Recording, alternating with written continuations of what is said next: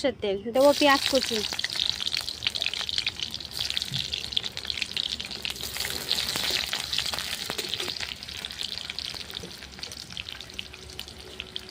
আগে থেকে বাঁধাকপিটা ভাপিয়ে নিয়েছি, দিয়ে দেবো।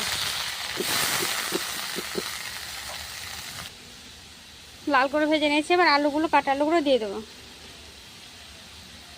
দেবো নুন, লঙ্কা গুঁড়ো,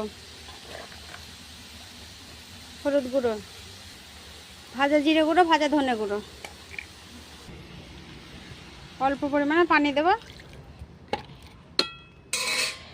ঢাকা দিয়ে দেবো। ঢাকাটা উঠিয়ে নেবো। দেখেন সব পানিটা আমার মরে গেছে, কি সুন্দর ভাজা ভাজা গেছে। এর মধ্যেখানে একবার আমি একটু আদা রসুন বাটা দিয়েছিলাম, আপনারাও দেবেন। আর চাইলে নিরামিষ করলে পেঁয়াজটা আর রসুনটা করে দেবেন, স্কিপ করবেন। দেখেন কি সুন্দর বাঁধাকপিটা আমার ভাজা ভাজা হয়ে গেছে, এবার আমি নামিয়ে নেব।